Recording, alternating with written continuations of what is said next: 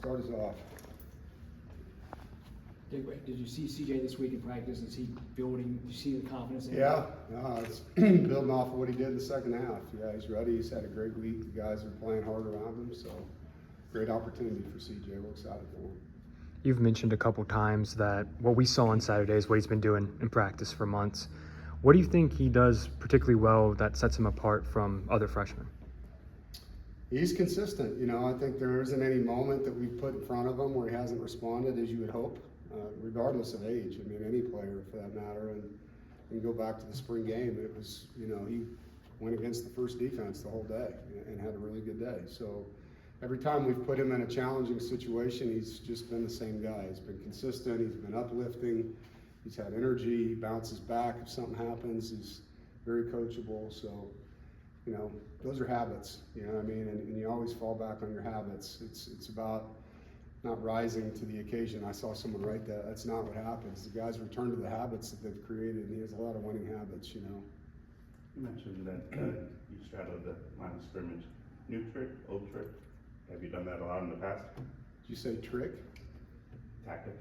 Yeah, no, it's something I wanted them to understand. Like, to me, it's the value of winning the line of scrimmage, you know, regardless of play call.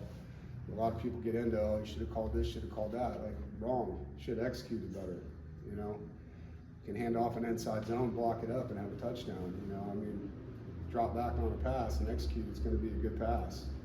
Defense, doesn't matter what he calls. 11 guys play hard, play together, it's going to be a good defensive call. And so the line of scrimmage gives the quarterback more opportunity, right? It gives the running backs more opportunity, gives the receivers more time to get open. And then conversely, defensively, you win the line of scrimmage, then they have less time to throw, smaller holes to run. And so that's where we have to win games. And I don't care what you're running on offense, it always starts and ends up front, and including tight ends, including backs, including DBs, linebackers, whoever's in that box in the trenches, they got to win. And so me being on that line and looking at which way that thing's going is a measuring stick of our toughness. And so that's something that we need in this program to be the team that we want to be. What are some of the bigger challenges, Dave, that your team faces against Clemson on Saturday? Well, I mean, they're talented. You know, they've been in the same system, the continuity that he's had longer than me, obviously. So, you know, they have a system. Their kids know it. So do we. We have a system. The crowd noise is always on the road, and particularly when you're down there, can be a part of distracting guys and guys, you know, not focusing on the right things with all the things around them. And so just the environment. And conversely, there's nothing better than getting a big crowd quiet, you know, and you have to do that. You have to earn that through the way you play the game. And so we got a big challenge in front of us when you go into someone else's stadium that has, you know, the fanfare that they do. You talked about Coach Roper having all the quarterbacks ready to play in case they're needed. What have you seen from Lex this week, kind of getting ready to be that? Done a great job. I'm really impressed with Lex's preparation. I said this the other day, or I think it was last night on my radio show, but he has not taken reps physically behind the 1 and the 2, but mentally you can tell he's taking reps every snap. He jumped right in, no mistakes, directing guys the right way, encouraging his teammates, making good decisions, functioning. He's ready to play.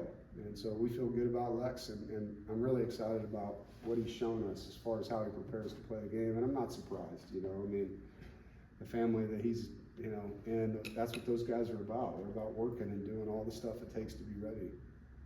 How much does enrolling early help a guy like CJ be ready for this moment? It helps, yeah. I mean, it's just reps. You know, it's reps against college defense and the speed of the game and the system and the nuances of the system, the terminology. Even though he might have run a lot of similar concepts that were called different things, you know, and even defensive ID, they might have called it this, we call it that. So you're just, you know, football is a foreign language. It's funny. You go from school to school, or even in the NFL, and one guy calls inside zone this, the other guy calls inside zone this. And so there's translation. And so the earlier you're learning the language, the faster you can process information. Have you seen Grayson help Lex and CJ kind of get prepared? Yeah, he's a great teammate. I mean, he jumped right into helping those guys in the meeting room, on the field, talking to them in between series, walking in the huddle with them and listening to them talk, making sure he's, you know, saying the right things. He's done a great job preparing these guys as well.